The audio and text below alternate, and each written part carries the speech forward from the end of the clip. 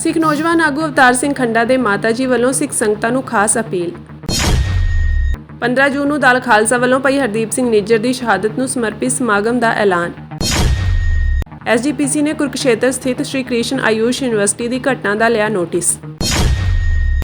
ਸ਼ਹੀਦ ਨੌਜਵਾਨ ਸਿੱਖ ਆਗੂ ਭਾਈ ਅਵਤਾਰ ਸਿੰਘ ਖੰਡਾ ਦੀ ਪਹਿਲੀ ਬਰਸੀ ਮੌਕੇ ਪਰਿਵਾਰ ਵੱਲੋਂ ਸ਼੍ਰੀ ਅਕਾਲ ਤਖਤ ਸਾਹਿਬ ਵਿਖੇ ਪੰਥਕ ਸਮਾਗਮ ਕਰਵਾਏ ਜਾ ਰਹੇ ਹਨ। ਇਸ ਮੌਕੇ ਉਹਨਾਂ ਦੇ ਮਾਤਾ ਜੀ ਨੇ ਪੰਥ ਨੂੰ ਅਪੀਲ ਕਰਦਿਆਂ ਕਿਹਾ ਕਿ 13 ਜੂਨ ਨੂੰ ਸ਼੍ਰੀ ਅਕਾਲ ਤਖਤ ਸਾਹਿਬ ਵਿਖੇ ਸ਼੍ਰੀ ਅਖੰਡ ਪਾਠ ਸਾਹਿਬ ਆਰੰਭ ਕਰਵਾਏ ਜਾਣਗੇ ਅਤੇ 15 ਜੂਨ ਨੂੰ ਸਮਾਪਤੀ ਹੋਵੇਗੀ। ਇਸ ਲਈ ਸਿੱਖ ਆਗੂ ਸਾਰੀਆਂ ਸਿੱਖ ਜਥੇਬੰਦੀਆਂ ਅਤੇ ਸਿੱਖ ਸੰਗਤਾਂ 15 ਜੂਨ ਨੂੰ ਸ਼੍ਰੀ ਅਕਾਲ ਤਖਤ ਸਾਹਿਬ ਤੇ ਅਰਦਾਸ ਸਮਾਗਮ ਵਿੱਚ ਪਹੁੰਚਣ। ਉਹਨਾਂ ਕਿਹਾ ਕਿ ਹਰ ਕਿਸੇ ਤੱਕ ਇਕੱਲਿਆਂ ਅਪਰੋਚ ਕਰਨਾ ਉਹਨਾਂ ਲਈ ਔਖਾ ਹੈ, ਇਸ ਲਈ ਵੀਡੀਓ ਸੰਦੇਸ਼ ਰਾਹੀਂ ਉਹ ਪੰਥ ਨੂੰ ਇਸ ਅਰਦਾਸ ਸਮਾਗਮ ਵਿੱਚ ਸ਼ਾਮਿਲ ਹੋਣ ਲਈ ਬੇਨਤੀ ਕਰ ਰਹੇ ਹਨ। ਮੇਰੇ ਵੱਲੋਂ ਸਾਰੀ ਜਥੇਬੰਦੀਆਂ ਸਾਰੀ ਸੰਗਤ ਨੂੰ ਹੱਥ ਜੋੜ ਕੇ ਬੇਨਤੀ ਹੈ ਕਿ ਜੋ ਮੇਰੇ ਪੁੱਤਰ ਨੂੰ ਗਿਆਨ ਨੂੰ 1 ਸਾਲ ਹੋਇਆ, ਉਹਨਾਂ ਦੀ ਯਾਦ ਨੂੰ ਤਾਜ਼ਾ ਕਰਦੇ ਹੋਏ ਸ਼੍ਰੀ ਅਕਾਲ ਤਖਤ ਸਾਹਿਬ ਤੇ ਪਾਠ ਲਿਖਾਏ ਗਏ ਹਨ, ਜਿਨ੍ਹਾਂ ਦਾ ਭੋਗ 15 ਤਰੀਕ ਨੂੰ ਸ਼੍ਰੀ ਅਕਾਲ ਤਖਤ ਸਾਹਿਬ ਤੇ ਪਾਇਆ ਜਾਣਾ ਹੈ। ਸਾਰੀ ਸੰਗਤ ਆਪੋ ਆਪਣਾ ਫਰਜ਼ ਸਮਝ ਕੇ, ਸਾਰੀ ਜਥੇਬੰਦੀਆਂ ਆਪੋ ਆਪਣਾ ਫਰਜ਼ ਸਮਝ ਕੇ ਉੱਥੇ ਪਹੁੰਚੋ। ਮੈਂ ਇਕੱਲੀ ਹਰ ਇੱਕ ਤੱਕ ਅਪਰੋਚ ਨਹੀਂ ਕਰ ਸਕਦੀ, ਇਸ ਲਈ ਤੁਸੀਂ ਆਪਣਾ ਫਰਜ਼ ਸਮਝ ਕੇ ਉੱਥੇ ਪਹੁੰਚੋ। ਵਾਹਿਗੁਰੂ ਜੀ ਕਾ ਖਾਲਸਾ, ਵਾਹਿਗੁਰੂ ਜੀ ਕੀ ਫਤਿਹ। ਟਾਈਮ 8 ਵਜੇ ਦਾ ਉੱਥੇ ਭੋਗ ਦਾ ਤੇ ਸਾਰਿਆਂ ਨੇ ਪਹੁੰਚਣਾ ਹੈ। ਸਾਰਿਆਂ ਦੀ ਮੈਂ ਤਹਿ ਦਿਲੋਂ ਧੰਨਵਾਦੀ ਹੋਵਾਂਗੀ। ਕੈਨੇਡਾ ਵਿੱਚ ਸ਼ਹੀਦ ਕੀਤੇ ਭਾਈ ਹਰਦੀਪ ਸਿੰਘ ਨਿੱਜਰ ਦੀ ਸ਼ਹਾਦਤ ਨੂੰ 1 ਵਰ੍ਹਾ ਪੂਰਾ ਹੋਣ ਤੇ ਸਿੱਖ ਜਥੇਬੰਦੀ ਦਲ ਖਾਲਸਾ ਵੱਲੋਂ 18 ਜੂਨ ਨੂੰ ਗੁਰਦੁਆਰਾ ਸ਼੍ਰੀ ਸੰਤੋਖਸਰ ਸਾਹਿਬ ਅੰਮ੍ਰਿਤਸਰ ਵਿਖੇ ਅਰਦਾਸ ਸਮਾਗਮ ਕਰਵਾਇਆ ਜਾ ਰਿਹਾ ਹੈ। ਇਸ ਸੰਬੰਧੀ ਦਲ ਖਾਲਸਾ ਦੇ ਆਗੂ ਭਾਈ ਪਰਮਜੀਤ ਸਿੰਘ ਮਾਨ ਨੇ ਜਾਣਕਾਰੀ ਦਿੰਦਿਆਂ ਦੱਸਿਆ ਕਿ ਭਾਰਤ ਵੱਲੋਂ ਆਪਣੀਆਂ ਏਜੰਸੀਆਂ ਦੁਆਰਾ ਕਤਲ ਕਰਵਾਏ ਸਿੱਖ ਆਗੂ ਭਾਈ ਹਰਦੀਪ ਸਿੰਘ ਨਿੱਜਰ ਦੀ ਸ਼ਹਾਦਤ ਨੂੰ 1 ਸਾਲ ਬੀਤ ਗਿਆ ਹੈ। ਇਸ ਸਾਲ ਦੌਰਾਨ ਉਹਨਾਂ ਦੇ ਕਤਲ ਸੰਬੰਧੀ ਕਈ ਖੁਲਾਸੇ ਹੋਏ। ਭਾਰਤ ਤੇ ਕੈਨੇਡਾ ਵਰਗੇ ਵੱਡੇ ਦੇਸ਼ ਵੱਲੋਂ ਸਿੱਧੇ ਤੌਰ ਤੇ ਦੋਸ਼ ਲਗਾਏ ਗਏ ਕਿ ਇਸ ਕਤਲ ਵਿੱਚ ਭਾਰਤ ਦਾ ਹੱਥ ਹੈ ਤੇ ਇਹ ਵੀ ਵੇਖਣ ਨੂੰ ਮਿਲਿਆ ਕਿ ਇਸ ਸੰਬੰਧੀ ਕਾਫੀ ਜਾਣਕਾਰੀ ਕੈਨੇਡਾ ਨੇ ਭਾਰਤ ਨਾਲ ਸਾਂਝੀ ਕੀਤੀ ਹੈ। ਉਂਝ ਹਜੇ ਤੱਕ ਇਨਸਾਫ ਤਾਂ ਨਹੀਂ ਮਿਲ ਪਾਇਆ, ਪਰ ਭਾਰਤ ਦਾ ਚਿਹਰਾ ਪੂਰੀ ਦੁਨੀਆ ਸਾਹਮਣੇ ਨੰਗਾ ਜ਼ਰੂਰ ਹੋ ਗਿਆ ਹੈ। ਉਹਨਾਂ ਕਿਹਾ ਕਿ ਸਿੱਖ ਕੌਮ ਦੇ ਸੰਘਰਸ਼ ਵਿੱਚ ਸ਼ਹੀਦ ਹੋਏ ਭਾਈ ਨਿੱਜਰ ਦੀ ਸ਼ਹਾਦਤ ਨੂੰ ਯਾਦ ਕਰਦਿਆਂ 18 ਜੂਨ ਨੂੰ ਪੰਥਕ ਸਮਾਗਮ ਕਰਵਾਇਆ ਜਾਵੇਗਾ। 18 ਜੂਨ 2023 ਨੂੰ ਭਾਰਤੀ ਖੂਫੀਆ ਏਜੰਸੀਆਂ ਵੱਲੋਂ ਕੈਨੇਡਾ ਦੀ ਧਰਤੀ ਉੱਤੇ ਭਾਈ ਹਰਦੀਪ ਸਿੰਘ ਨਿੱਜਰ ਨੂੰ ਗੋਲੀਆਂ ਮਾਰ ਕੇ ਸ਼ਹੀਦ ਕਰ ਦਿੱਤਾ ਜਾਂਦਾ ਹੈ। 1 ਸਾਲ ਉਹਨਾਂ ਦੀ ਸ਼ਹਾਦਤ ਨੂੰ ਪੂਰਾ ਹੋਣ ਜਾ ਰਿਹਾ। ਇਸ 1 ਸਾਲ ਦੇ ਵਿੱਚ ਜਿੱਥੇ ਸਿੱਖ ਆਗੂਆਂ ਨੇ ਭਾਈ ਹਰਦੀਪ ਸਿੰਘ ਨਿੱਜਰ ਦੇ ਕਤਲ ਦੇ ਲਈ ਭਾਰਤੀ ਸਟੇਟ ਨੂੰ ਜ਼ਿੰਮੇਵਾਰ ਠਹਿਰਾਇਆ, ਉੱਥੇ ਕੈਨੇਡੀਅਨ ਗਵਰਨਮੈਂਟ ਵੱਲੋਂ ਆਫੀਸ਼ੀਅਲੀ ਉਹਨਾਂ ਦੇ ਪ੍ਰਾਈਮ ਮਿਨਿਸਟਰ ਵੱਲੋਂ ਜਸਟਿਨ ਟਰੂਡੋ ਵੱਲੋਂ ਕੈਨੇਡੀਅਨ ਪਾਰਲੀਮੈਂਟ ਦੇ ਵਿੱਚ ਖਲੋ ਕੇ ਗੱਲ ਕਹੀ ਗਈ ਕਿ ਭਾਈ ਹਰਦੀਪ ਸਿੰਘ ਨਿੱਜਰ ਦੇ ਕਤਲ ਦੇ ਪਿੱਛੇ ਭਾਰਤੀ ਖੂਫੀਆ ਏਜੰਸੀਆਂ ਦਾ ਹੱਥ ਹੈ। ਔਰ ਸਿਰਫ ਗੱਲਾਂ ਬੋਲਣ ਤੱਕ ਹੀ ਨਹੀਂ ਰਹੀਆਂ, ਨਿਊਜ਼ ਦੇ ਹਵਾਲੇ ਤੋਂ ਇਹ ਵੀ ਗੱਲ ਸਾਹਮਣੇ ਆਈ ਹੈ ਕਿ ਕੈਨੇਡੀਅਨ ਗਵਰਨਮੈਂਟ ਨੇ ਪਿਛਲੇ 1 ਸਾਲ ਦੇ ਟੈਨਿਓਰ ਦੇ ਵਿੱਚ ਭਾਰਤੀ ਸਰਕਾਰ ਦੇ ਨਾਲ ਐਵੀਡੈਂਸ ਵੀ ਸ਼ੇਅਰ ਕੀਤੇ ਨੇ, ਪਰ ਇਸ ਸਾਰੇ ਦੇ ਬਾਵਜੂਦ ਵੀ ਇੰਡੀਅਨ ਸਟੇਟ ਡਿਨਾਇਲ ਮੋਡ ਦੇ ਵਿੱਚ ਹੈ ਔਰ ਉਹ ਵਾਰ-ਵਾਰ ਇਸ ਗੱਲ ਤੋਂ ਕਿਨਾਰਾ ਕਰ ਰਹੀ ਹੈ ਕਿ ਉਹਨਾਂ ਦਾ ਇਹਨਾਂ ਕਤਲਾਂ ਦੇ ਪਿੱਛੇ ਕੋਈ ਹੱਥ ਨਹੀਂ। ਪਰ ਅਸੀਂ ਸਾਰੇ ਜਾਣਦੇ ਹਾਂ ਕਿ ਜਦੋਂ ਤੋਂ ਇੰਡੀਆ ਨੇ ਅਣਐਲਾਨੀਆ ਤੌਰ ਦੇ ਉੱਤੇ ਟ੍ਰਾਂਸਨੈਸ਼ਨਲ ਰਿਪਰੈਸ਼ਨ ਦੀ ਇਹ ਪਾਲਿਸੀ ਅਪਣਾਈ ਹੋਈ ਹੈ, ਐਕਸਟਰਾ ਜੁਡੀਸ਼ੀਅਲ ਕਿਲਿੰਗਸ ਜਿਹੜੀਆਂ ਵਿਦੇਸ਼ਾਂ ਦੀ ਧਰਤੀ ਦੇ ਉੱਤੇ ਜਾ ਕੇ ਕਰਨੀਆਂ ਸ਼ੁਰੂ ਕੀਤੀਆਂ ਨੇ, ਉਦੋਂ ਤੋਂ ਹੀ ਇੰਟਰਨੈਸ਼ਨਲ ਲੈਵਲ ਦੇ ਉੱਤੇ ਇਹਨਾਂ ਕਿਲਿੰਗਸ ਦੇ ਬਾਰੇ ਗੱਲਬਾਤ ਹੋ ਰਹੀ ਹੈ। ਔਰ ਅਲੱਗ-ਅਲੱਗ ਦੁਨੀਆ ਦੇ ਚੈਨਲਾਂ ਨੇ, ਚਾਹੇ ਉਹ CBC ਹੋਵੇ ਕੈਨੇਡਾ ਦੀ, ABC ਹੋਵੇ ਆਸਟ੍ਰੇਲੀਆ ਦੀ ਜਾਂ BBC ਹੋਵੇ, ਇਹਨਾਂ ਸਾਰਿਆਂ ਨੇ ਭਾਈ ਹਰਦੀਪ ਸਿੰਘ ਨਿੱਜਰ ਦੇ ਉੱਤੇ ਡਾਕੂਮੈਂਟਰੀਜ਼ ਬਣਾਈਆਂ, ਕਵਰੇਜ ਕੀਤੀ ਔਰ ਇਹਨਾਂ ਸਾਰੀਆਂ ਡਾਕੂਮੈਂਟਰੀਜ਼ ਨੂੰ ਇੰਡੀਅਨ ਗਵਰਨਮੈਂਟ ਵੱਲੋਂ YouTube ਦੇ ਉੱਤੋਂ ਬੈਨ ਕੀਤਾ ਗਿਆ। ਸੋ ਇਹ ਸਾਰੀਆਂ ਚੀਜ਼ਾਂ ਦਰਸਾਉਂਦੀਆਂ ਨੇ ਕਿ ਕਿਤੇ ਨਾ ਕਿਤੇ ਇੰਡੀਆ ਆਪਣੇ ਕੀਤੇ ਤੇ ਬੁਖਲਾਇਆ ਪਿਆ ਹੈ ਔਰ ਉਹ ਨਹੀਂ ਚਾਹੁੰਦਾ ਕਿ ਭਾਈ ਹਰਦੀਪ ਸਿੰਘ ਨਿੱਜਰ ਦੀ ਗੱਲ ਕਿਸੇ ਵੀ ਲੈਵਲ ਦੇ ਉੱਤੇ ਹੋਵੇ। ਹੁਣ ਵੀ ਪਿਛਲੇ ਦਿਨੀ ਵੀ ਅਲ ਜਜ਼ੀਰਾ ਵੱਲੋਂ ਭਾਈ ਹਰਦੀਪ ਸਿੰਘ ਨਿੱਜਰ ਦੇ ਉੱਤੇ ਦੀ ਫਾਲਟ ਲਾਈਨਸ ਪ੍ਰੋਗਰਾਮ ਦੀ ਇੱਕ ਪ੍ਰੋਪਰ ਡਾਕੂਮੈਂਟਰੀ ਜਿਹੜੀ ਆ ਉਹ ਕੀਤੀ ਗਈ, ਜਿੱਥੇ ਪੂਰੀ ਦੁਨੀਆ ਦੇ ਵਿੱਚ ਭਾਈ ਹਰਦੀਪ ਸਿੰਘ ਨਿੱਜਰ ਦੀ ਸ਼ਹਾਦਤ ਦੀ ਗੱਲ ਹੋ ਰਹੀ ਹੈ। ਉੱਥੇ ਹੀ ਪਿਛਲੇ ਦਿਨੀ ਸਾਨੂੰ ਕੈਨੇਡਾ ਜਾਣ ਦਾ ਮੌਕਾ ਮਿਲਿਆ। ਉੱਥੇ ਉਸ ਗੁਰਦੁਆਰਾ ਸਾਹਿਬਾਨ ਦੇ ਵਿੱਚ ਵੀ ਮੈਂ ਜਾ ਕੇ ਆਇਆ ਜਿਸ ਦੇ ਮੁੱਖ ਸੇਵਾਦਾਰ ਭਾਈ ਹਰਦੀਪ ਸਿੰਘ ਨਿੱਜਰ ਸੀ। ਉਹਨਾਂ ਦੇ ਕਮੇਟੀ ਮੈਂਬਰਸ ਨੂੰ ਮਿਲੇ, ਉਹਨਾਂ ਦੇ ਪਰਿਵਾਰ ਦੇ ਨਾਲ ਮਿਲਣ ਦਾ ਮੌਕਾ ਮਿਲਿਆ ਔਰ ਉਸ ਤੋਂ ਇਲਾਵਾ ਹੋਰ ਕੈਨੇਡਾ ਦੀਆਂ ਸੰਗਤਾਂ ਦੇ ਨਾਲ ਵੀ ਮਿਲਣ ਦਾ ਮੌਕਾ ਮਿਲਿਆ।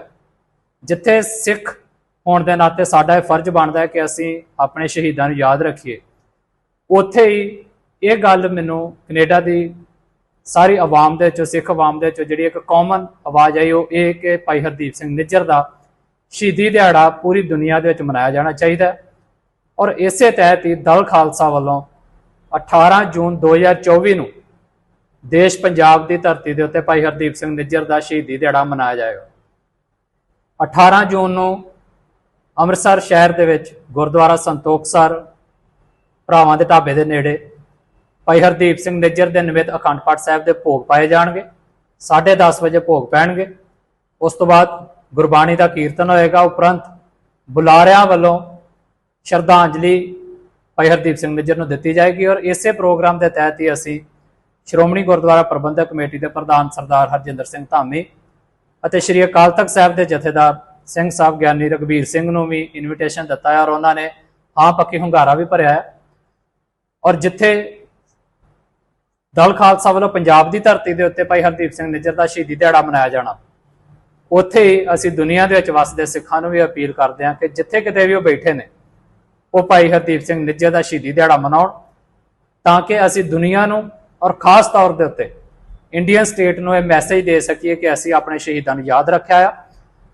ਔਰ ਜਿਸ ਤਰੀਕੇ ਦੇ ਨਾਲ ਉਹ ਸਿੱਖ ਐਕਟਿਵਿਜ਼ਮ ਨੂੰ, ਸਿੱਖ ਐਕਟਿਵਿਸਟਸ ਨੂੰ ਟਾਰਗੇਟ ਕਰ ਰਿਹਾ ਹੈ ਇੰਡੀਆ, ਉਹ ਵੀ ਸਾਡੇ ਧਿਆਨ ਦੇ ਵਿੱਚ ਆ। ਅਸੀਂ ਇੰਡੀਆ ਵੱਲੋਂ ਕੀਤੇ ਗਏ ਇਹਨਾਂ ਹਮਲਿਆਂ ਨੂੰ ਹਮੇਸ਼ਾ ਯਾਦ ਰੱਖਾਂਗੇ ਔਰ ਇਹਦਾ ਨੋਟਿਸ ਲੈਂਦੇ ਰਵਾਂਗੇ। ਔਰ ਜੇ ਅਸੀਂ ਚਾਹੁੰਦੇ ਹਾਂ ਕਿ ਅੱਗੇ ਤੋਂ ਇੰਡੀਆ ਇਹੋ ਜਿਹੀ ਐਕਸ਼ਨਸ ਨਾ ਕਰੇ, ਤਾਂ ਜ਼ਰੂਰੀ ਆ ਕਿ ਜੋ ਉਸਨੇ ਕੀਤਾ ਉਸ ਨੂੰ ਅਸੀਂ ਯਾਦ ਰੱਖੀਏ ਔਰ ਦੁਨੀਆ ਦੇ ਸਾਹਮਣੇ ਆਪਣੀ ਗੱਲ ਕਰਦੇ ਰਹੀਏ।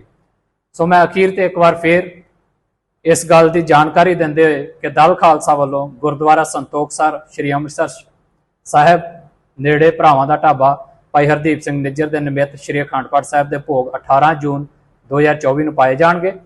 ਔਰ ਜਿਹੜੇ ਸੱਜਣ ਮਿੱਤਰ ਇਸ ਸਮਾਗਮ ਦਾ ਹਿੱਸਾ ਬਣ ਸਕਦੇ ਨੇ ਉਹ ਜ਼ਰੂਰ ਪਹੁੰਚਣ ਔਰ ਪੂਰੀ ਦੁਨੀਆ ਦੇ ਵਿੱਚ ਭਾਈ ਹਰਦੀਪ ਸਿੰਘ ਨਿੱਜਰ ਦੀ ਸ਼ਹਾਦਤ ਨੂੰ ਯਾਦ ਕੀਤਾ ਜਾਵੇ।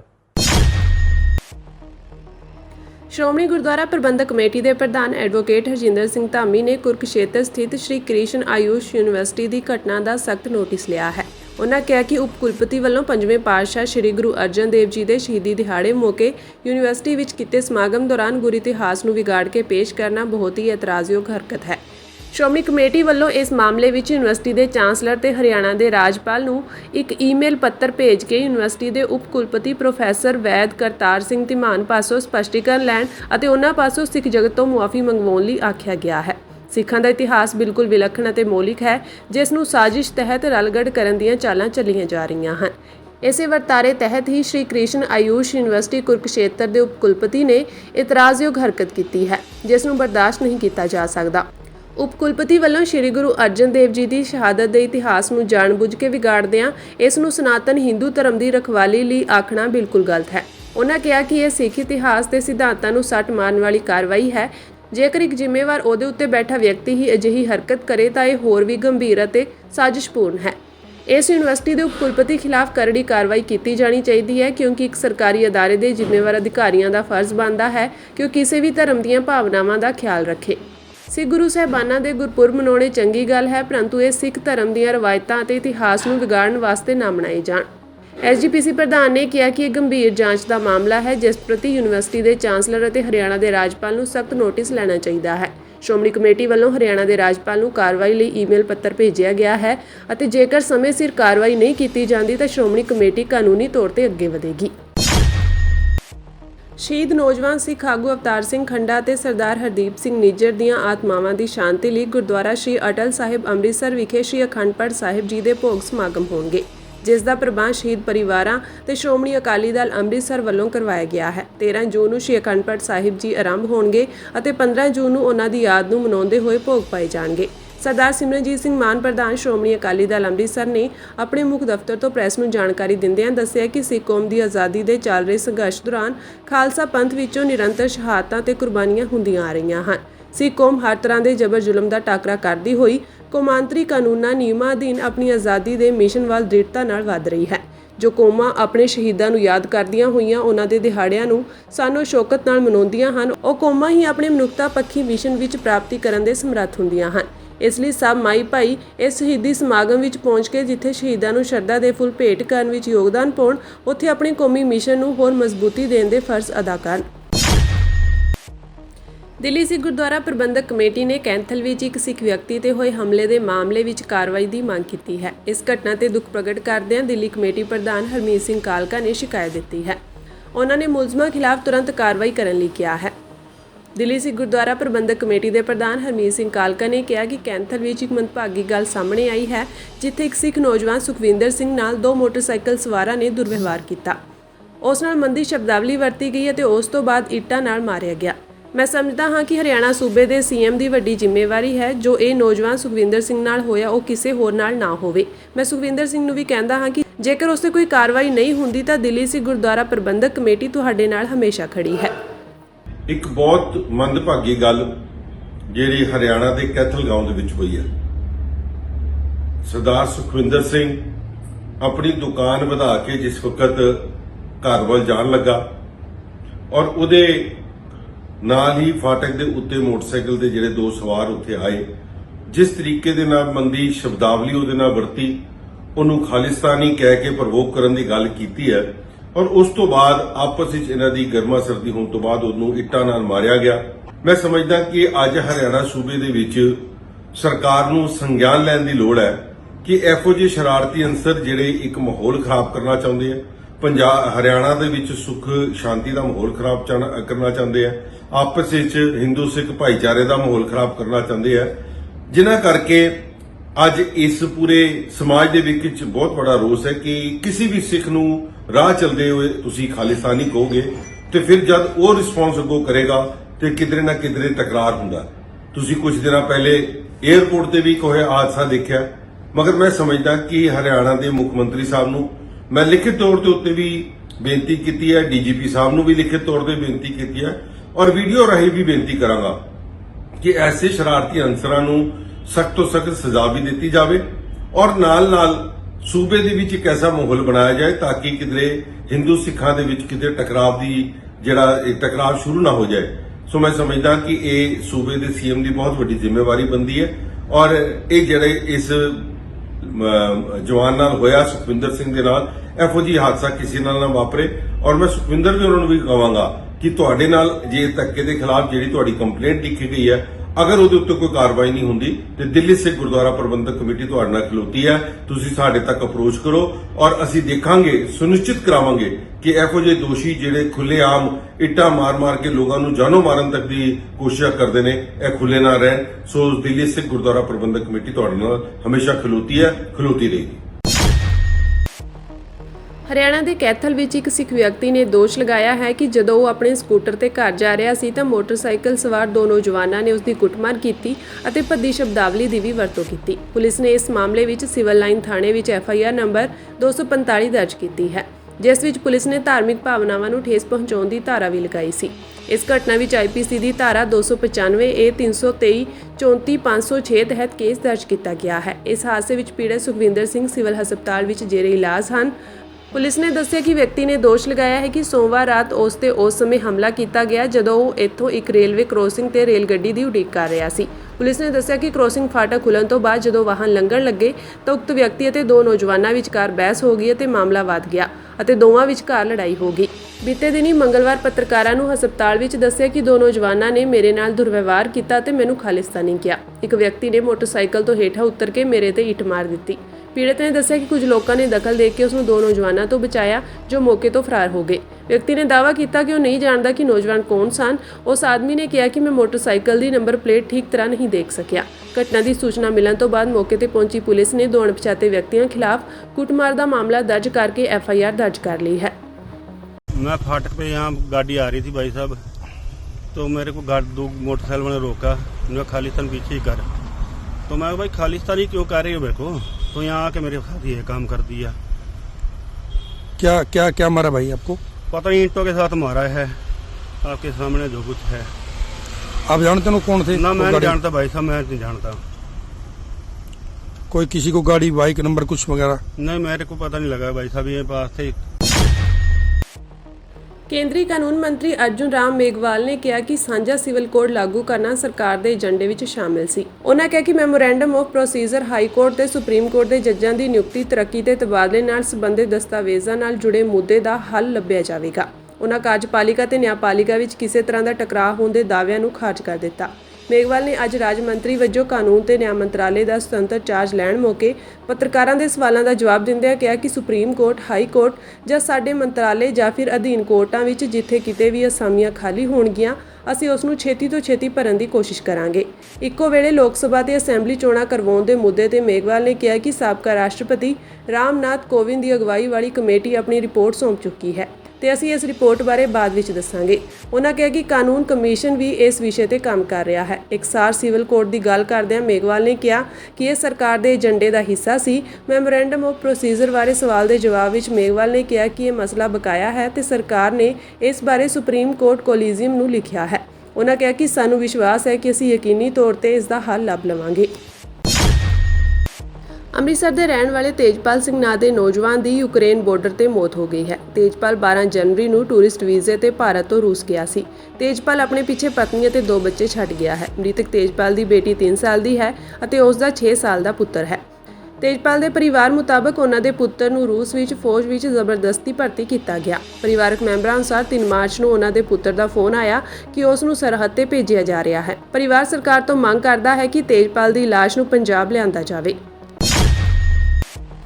ਅਰਮੇਨੀਆ ਵਿੱਚ 10 ਤੋਂ 15 ਨੌਜਵਾਨਾਂ ਨੇ ਏਜੰਟਾਂ ਦੀ ਧੋਖਾਧੜੀ ਕਾਰਨ ਫਸੇ ਹੋਣ ਦੀ ਵੀਡੀਓ ਸੋਸ਼ਲ ਮੀਡੀਆ ਤੇ ਵਾਇਰਲ ਕੀਤੀ ਹੈ। ਇਹ ਵੀਡੀਓ 'ਚ ਨੌਜਵਾਨ ਮਦਦ ਦੀ ਗੁਹਾਰ ਲਗਾ ਰਹੇ ਹਨ। ਇਹਨਾਂ ਨੌਜਵਾਨਾਂ ਨੂੰ ਠੱਗ ਏਜੰਟਾਂ ਦੁਆਰਾ ਭਰਮਾਇਆ ਗਿਆ ਤੇ ਧੋਖਾ ਦਿੱਤਾ ਗਿਆ, ਜਿਨ੍ਹਾਂ ਨੇ ਉਹਨਾਂ ਨੂੰ ਬਿਹਤਰ ਮੌਕਿਆਂ ਲਈ ਯੂਰਪ ਭੇਜਣ ਦਾ ਵਾਅਦਾ ਕੀਤਾ ਸੀ। ਅੱਜ ਜਦੋਂ ਇਹ ਵਾਇਰਲ ਵੀਡੀਓ ਕਲਿੱਪ ਮਾਨਯੋਗ ਸੰਸਦ ਮੈਂਬਰ ਸੰਤ ਬਲਵੀਰ ਸਿੰਘ ਸੀਚੇਵਾਲ ਕੋਲ ਪਹੁੰਚੀ ਤਾਂ ਉਹਨਾਂ ਤੁਰੰਤ ਇਸ ਤੇ ਕਾਰਵਾਈ ਕਰਦਿਆਂ ਵਿਦੇਸ਼ ਮੰਤਰਾਲੇ ਅਤੇ ਭਾਰਤੀ ਦੂਤਾਵਾਸ ਨੂੰ ਇਸ ਮਾਮਲੇ ਦੀ ਜਾਂਚ ਕਰਨ ਅਤੇ ਇਹਨਾਂ ਨੌਜਵਾਨਾਂ ਦੀ ਹਰ ਸੰਭਵ ਸਹਾਇਤਾ ਕਰਨ ਦੇ ਨਿਰਦੇਸ਼ ਦਿੱਤੇ। ਇਸ ਮੌਕੇ ਸੰਤ ਸੀਚੇਵਾਲ ਨੇ ਇਸ ਕਲਿੱਪ ਨੂੰ ਆਪਣੇ ਸੋਸ਼ਲ ਮੀਡੀਆ ਤੇ ਸਾਂਝਾ ਕਰਦਿਆਂ ਲੋਕਾਂ ਨੂੰ ਅਪੀਲ ਕੀਤੀ ਕਿ ਉਹ ਇਸ ਕਲਿੱਪ ਨੂੰ ਵੱਧ ਤੋਂ ਵੱਧ ਸ਼ੇਅਰ ਕਰਨ ਤਾਂ ਜੋ ਇਹਨਾਂ ਨੌਜਵਾਨਾਂ ਦੇ ਪਰਿਵਾਰਕ ਮੈਂਬਰਾਂ ਦਾ ਪਤਾ ਲਗਾਇਆ ਜਾ ਸਕੇ। ਉਹਨਾਂ ਕਿਹਾ ਕਿ ਏਜੰਟ ਸਾਡੇ ਨੌਜਵਾਨਾਂ ਦੀਆਂ ਇੱਛਾਵਾਂ ਅਤੇ ਕਮਜ਼ੋਰੀਆਂ ਦਾ ਲਗਾਤਾਰ ਫਾਇਦਾ ਉਠਾ ਰਹੇ ਹਨ ਅਤੇ ਉਹਨਾਂ ਨੂੰ ਫਸਾਇਆ ਜਾ ਰਿਹਾ ਹੈ। ਸੰਤ ਸੀਚੇਵਾਲ ਨੇ ਸਰਕਾਰ ਨੂੰ ਅਜਿਹੇ ਏਜੰਟਾਂ ਤੇ ਸਿਕੰਜਾ ਕੱਸਣ ਦੀ ਅਪੀਲ ਕੀਤੀ ਜੋ ਭਵਿੱਖ ਵਿੱਚ ਅਜਿਹੇ ਦੁਖਾਂਤ ਨੂੰ ਰੋਕਣ ਲਈ ਸਾਡੇ ਨੌਜਵਾਨਾਂ ਦੀਆਂ ਇੱਛਾਵਾਂ ਅਤੇ ਕਮਜ਼ੋਰੀਆਂ ਦਾ ਫਾਇਦਾ ਉਠਾ ਰਹੇ ਹਨ। ਇਸ ਤੋਂ ਇਲਾਵਾ ਇਹ ਮਾਮਲਾ ਮਨੁੱਖੀ ਤਸਕਰੀ ਅਤੇ ਸ਼ੋਸ਼ਣ ਨਾਲ ਵੀ ਜੁੜਿਆ ਹੋਇਆ ਹੈ। ਟਰੈਵਲ ਏਜੰਟ ਅਜਿਹੇ ਨੌਜਵਾਨ ਕੁੜੀਆਂ ਤੇ ਮੁੰਡਿਆਂ ਨੂੰ ਨਿਸ਼ਾਨਾ ਬਣਾ ਰਹੇ ਹਨ, ਜਿਨ੍ਹਾਂ ਦੀਆਂ ਇੱਛਾਵਾਂ ਤੇ ਕਮਜ਼ੋਰੀਆਂ ਦਾ ਫਾਇਦਾ ਉਠਾ ਕੇ ਉਹਨਾਂ ਨੂੰ ਵਿਦੇਸ਼ਾਂ ਵਿੱਚ ਬੁਰੀ ਤਰ੍ਹਾਂ ਫਸਾਇਆ ਜਾ ਰਿਹਾ ਹੈ।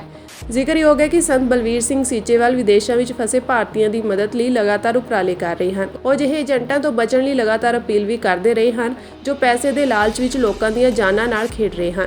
ਵਿਦੇਸ਼ ਮੰਤਰਾਲੇ ਅਤੇ ਦੂਤਾਵਾਸ ਦੀ ਮਦਦ ਨਾਲ ਸੰਤ ਸੀਚੇਵਾਲ ਹੁਣ ਤੱਕ 130 ਦੇ ਕਰੀਬ ਨੌਜਵਾਨਾਂ ਨੂੰ ਸੁਰੱਖਿਅਤ ਉਹਨਾਂ ਦੇ ਪਰਿਵਾਰਾਂ ਕੋਲ ਵਾਪਸ ਲਿਆ ਚੁੱਕੇ ਹਨ। ਅਸੀਂ ਅਰਮੀਨੀਆ ਦੀ ਅਰਮਾਵੇਰ ਜੇਲ੍ਹ ਦੇ ਵਿੱਚ ਫਸੇ ਹੋਏ ਹਾਂ ਤੇ ਅਸੀਂ ਜਿਹੜੇ ਏਜੰਟ ਦੇ ਧੋਖੇ ਦੇ ਸ਼ਿਕਾਰ ਹੋ ਚੁੱਕੇ ਹਾਂ ਤੇ ਸਾਡੀ ਇੰਡੀਅਨ ਗਵਰਨਮੈਂਟ ਨੂੰ, ਹਿੰਦੁਸਤਾਨ ਦੀ ਗਵਰਨਮੈਂਟ ਨੂੰ ਅਪੀਲ ਹੈ ਕਿ ਸਾਨੂੰ ਇੱਥੋਂ ਇਸ ਔਖੀ ਘੜੀ ਤੋਂ ਬਾਹਰ ਕੱਢਿਆ ਜਾਏ।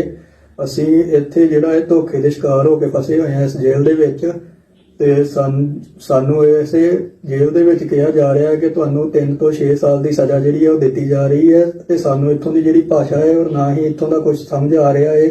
ਸਾਡੇ ਕੋਲੋਂ ਅਣਗਿਣਤ ਪੇਪਰਾਂ ਤੇ ਇਹਨਾਂ ਨੇ ਸਾਈਨ ਕਰਵਾਏ ਹਨ ਜੋ ਕਿ ਸਾਨੂੰ ਇੱਥੋਂ ਦੀ ਭਾਸ਼ਾ ਨਾ ਸਮਝ ਆ ਰਹੀ ਹੈ, ਨਾ ਹੀ ਸਾਨੂੰ ਪੜ੍ਹਨੀ ਆਉਂਦੀ ਹੈ। ਸਾਨੂੰ ਇਹ ਨਹੀਂ ਪਤਾ ਕਿ ਇਹਨਾਂ ਨੇ ਕਿਸ ਪੇਪਰਾਂ ਤੇ ਸਾਈਨ ਕਰਵਾਏ ਹਨ ਤੇ ਸਾਨੂੰ ਇੱਥੇ ਨਾ ਹੀ ਕੋਈ ਖਾਣਾ ਠੀਕ ਤਰ੍ਹਾਂ ਮਿਲ ਰਿਹਾ ਹੈ ਔਰ ਰੋਜ਼ ਹੀ ਮੱਝਾਂ ਅਤੇ ਗਾਵਾਂ ਦਾ ਜਿਹੜਾ ਸੂਰ ਦਾ ਮੀਟ ਇੱਥੇ ਆ ਰਿਹਾ ਹੈ ਜੋ ਸਾਡੇ ਖਾਣ ਤੋਂ ਬਹੁਤ ਪਰੇ ਹੈਗਾ ਹੈ ਔਰ ਜਿਹੜੇ ਬ੍ਰੈਡ ਹੈ ਉਹ ਸਾਨੂੰ ਰੋਜ਼ ਖਾਣ ਨੂੰ ਮਿਲ ਰਹੇ ਹਨ।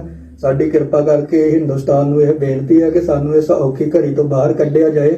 ਅਸੀਂ 10 ਤੋਂ 15 ਜਣੇ ਹਾਂ ਜੋ ਇਸ ਔਖੀ ਘੜੀ ਦੇ ਵਿੱਚ ਜੇਲ੍ਹ ਦੇ ਵਿੱਚ ਫਸੇ ਹਾਂ। ਕਿਰਪਾ ਕਰਕੇ ਸਾਡੀ ਇਹ ਜਿਹੜੀ ਗੱਲ ਹੈ ਸਰਕਾਰ ਤੱਕ ਅਸੀਂ ਇਸ ਵੀਡੀਓ ਰਾਹੀਂ ਪਹੁੰਚਦੀ ਕਰਦੇ ਹਾਂ ਤੇ ਜਿਹੜੀ ਵੀ ਸਾਨੂੰ ਇਹ ਪੇਸ਼ੀ ਤੇ ਲੈ ਕੇ ਜਾਂਦੇ ਹਨ ਉਹ 2-2 ਮਹੀਨੇ ਦਾ ਸਮਾਂ ਲੈ ਕੇ ਹਰ ਵਾਰੀ ਸਾਨੂੰ ਜਿਹੜਾ ਇਸ ਜੇਲ੍ਹ ਦੇ ਵਿੱਚ ਭੇਜ ਦਿੰਦੇ ਹਨ ਔਰ ਸਾਡੀ ਇੱਥੇ ਕੋਈ ਵੀ ਕੋਰਟ ਸੁਣਵਾਈ ਨਹੀਂ ਕਰ ਰਹੀ ਔਰ ਨਾ ਹੀ ਇੱਥੇ ਕੋਈ ਵਕੀਲ ਸਾਡੀ ਸੁਣ ਰਿਹਾ ਹੈ ਔਰ ਵਕੀਲਾਂ ਦੀ ਕੋਈ ਵੀ ਇੱਥੇ ਗੱਲ ਨਹੀਂ ਸੁਣ ਰਿਹਾ। ਕਿਰਪਾ ਕਰਕੇ ਸਾਡੀ ਹਿੰਦੁਸਤਾਨ ਦੀ ਜਿਹੜੀ ਗਵਰਨਮੈਂਟ ਹੈ ਉਹ ਹੀ ਸਾਡੇ ਵਾਸਤੇ ਕੁਝ ਕਰ ਸਕਦੀ ਹੈ।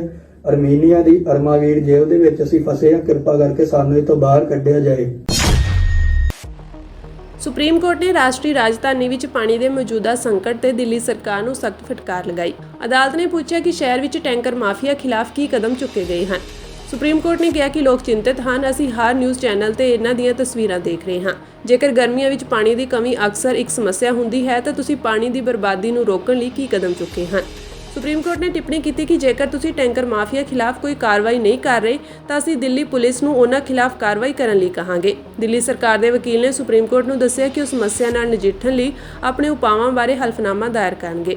ਸਰਕਾਰ ਨੇ ਵੱਡੇ ਪੱਧਰ ਤੇ ਪਾਣੀ ਦੀ ਬਰਬਾਦੀ ਕਰਨ ਵਾਲਿਆਂ ਦੇ ਕਨੈਕਸ਼ਨ ਕੱਟਣ ਅਤੇ ਇਸ ਨੂੰ ਰੋਕਣ ਸਮੇਤ ਕਈ ਕਦਮ ਚੁੱਕੇ ਹਨ। ਇਸ ਤੇ ਅਦਾਲਤ ਨੇ ਦਿੱਲੀ ਸਰਕਾਰ ਨੂੰ ਹਲਫਨਾਮਾ ਦਾਇਰ ਕਰਨ ਦੇ ਨਿਰਦੇਸ਼ ਦਿੱਤੇ ਹਨ।